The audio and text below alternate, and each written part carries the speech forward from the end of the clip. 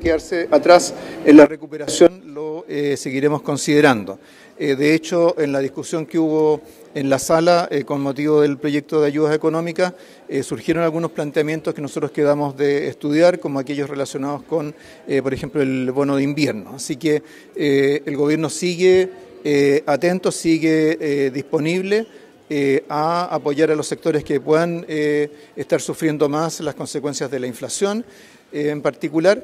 Pero el gobierno lo hace de una manera responsable, con los recursos de donde deben venir y de manera sostenible en el tiempo cuando se trata de beneficios de carácter más permanente. A 25 días del 18 de abril, que es cuando se termina la veda de la tramitación del nuevo retiro, ¿cree usted que se pueda repetir el 95 votos en contra, incluido el oficialismo y también la oposición, para rechazar ese segundo retiro? La verdad es que siempre es difícil anticipar las votaciones.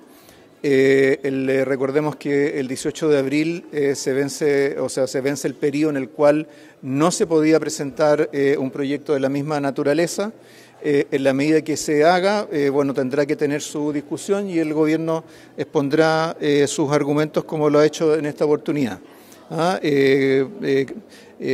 Las circunstancias en las cuales se producen estas votaciones siempre cambian, a veces cambian, hay parlamentarios que están ausentes, que vuelven, o sea, creo que no es el momento para anticipar una votación futura, sino que más bien valorar la votación que ocurrió en el día de hoy. Ministra Jara, preguntarle, después de este rechazo, finalmente, cuál es la relevancia de lo que viene ahora en cuanto a la reforma de las pensiones, y preguntarle también si es que este proyecto se rechazara, ¿hubo alguna contrapropuesta del gobierno en torno a cambiar las condiciones de la...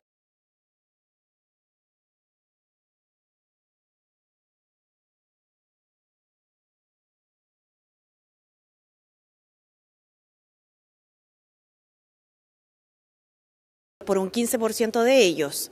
El proyecto de reforma a las pensiones contempla una modificación que saca a Chile del extremo en el que se encuentra y allega, ¿cierto?, el concepto de la seguridad social a nuestro país, y estamos en un momento muy importante porque hemos pasado... Este es el tercer gobierno en el que estamos tratando de sacar adelante esta reforma y tenemos una oportunidad como país para poder construir un buen acuerdo en esa materia. Actualmente el proyecto se encuentra en la Comisión Trabajo de esta Cámara de Diputadas y Diputados. Estamos sesionando en una mesa técnica en la cual, además del oficialismo, se encuentran integrados la Democracia Cristiana, el Partido de la Gente, el Partido Independiente Social Cristiano y otras representaciones parlamentarias, a la espera de que Chile Vamos pueda también hacernos llegar su propuesta y incorporarse en este diálogo para construir la reforma previsional. Dentro de aquella propuesta que está discutiéndose acá, existe un proyecto muy acotado y responsable que genera un mecanismo de autopréstamo y que está acotado al monto de 1 millón de pesos con un mecanismo claro de devolución, y el debate que demos en torno a él va a tener que relevarse en el mismo contexto más integral de la reforma al sistema general de pensiones.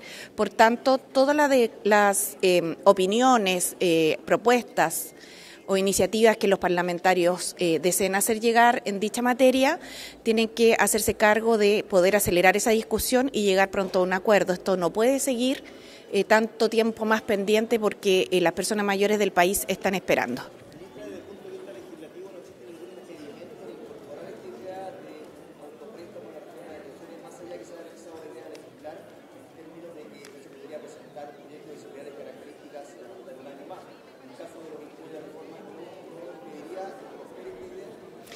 La verdad es que no, porque ese impedimento dice relación con la idea matriz de un proyecto, y en el caso de la propuesta de reforma a las pensiones que el gobierno ha presentado, una propuesta robusta e integral que aborda todo el sistema previsional, donde el elemento del autopréstamo es un elemento más de una gran reforma que se propone para las próximas décadas del país.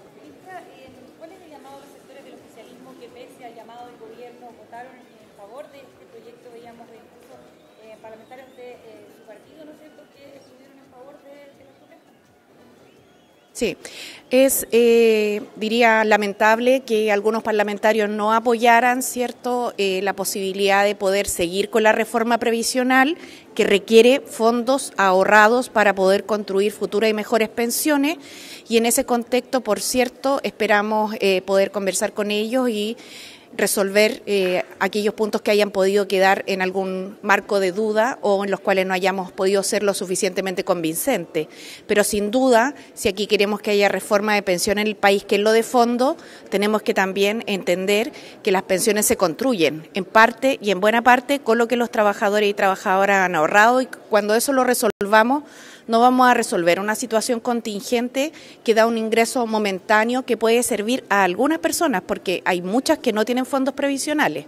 De hecho, actualmente hay 1.700.000 personas que tienen saldo cero en sus cuentas, y si se produjera uno de los autopréstamos que se estaba aquí proponiendo, que es el del 15%, se sumarían 3.300.000 personas más. Por tanto, son argumentos que nos parecen bastante sólidos, que debieron haberse tenido a la vista, y lo conversaremos, por cierto, con aquellos que tuvieron una posición distinta en el marco del debate democrático que acá se da.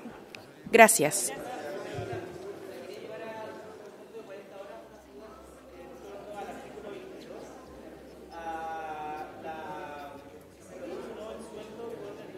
Con esta tramitación, en caso de ser aprobada acá en la Cámara de Diputados, y un punto también importante que pasa con las sesiones de los trabajos estatales. En relación al proyecto de 40 horas, contar. Primero, el artículo 22, o que se conoce como artículo 22, establece en su segundo inciso una exclusión de jornada laboral. Lo que hace este proyecto de ley es acotarlo a fin de que efectivamente el proyecto de reducción de jornada laboral alcance a la gran mayoría de los trabajadores con una reducción efectiva. ¿Para quién queda vigente en el proyecto de ley? Para aquellos que por la naturaleza de la función que cumplen no están sujetos a fiscalización, y para aquellos que ejercen labores gerenciales o de alta administración. ¿Por qué? Porque la jornada laboral es un derecho que le asiste a los trabajadores, y el 22, inciso segundo, más que usado, ha sido abusado en muchas ocasiones. En segundo lugar, respecto de los funcionarios públicos, junto con el ministro de Hacienda nos encontramos en continuidad de las mesas que se levantaron con motivo de la negociación de la mesa del sector público, a fin de poder confluir en un proyecto de ley que, resguardando la buena atención a la ciudadanía, también se amplíe a los funcionarios públicos en la misma idea de igualdad en el tratamiento que debiera regir a todos los trabajadores del país.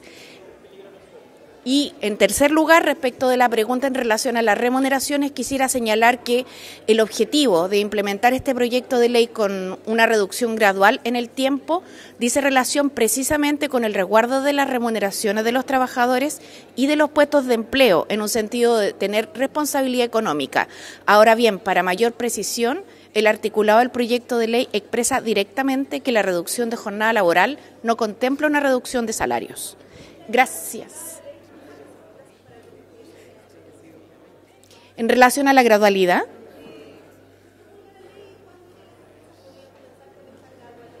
sí. Bueno, lo primero, recordar que el proyecto de ley de 40 horas tiene que venir a tercer trámite, como saben, a la Cámara de Diputadas y Diputados, y en ese sentido esperamos que ese trámite, que se inicia la primera semana de abril, sea bastante ágil, dado que lo hemos construido en un marco de acuerdo muy amplio. En segundo lugar, respecto de la vigencia de la ley, quisiera señalar que la gradualidad propuesta es una gradualidad máxima para las empresas que les cueste más adaptarse, tanto en sus formas de trabajo, en aprovechar también esta oportunidad de redistribución de la jornada laboral, y asimismo también, por cierto, en materia de salario y creación de empleo. Pero todos aquellos que deseen adelantarse son muy bienvenidos, y quisiera solamente recordar que en nuestro país muchas empresas ya han obtenido el sello 40 horas, aun cuando todavía no teníamos ni siquiera la ley, demostrando que lo que para algunos era imposible, en realidad no lo era. Muchas gracias.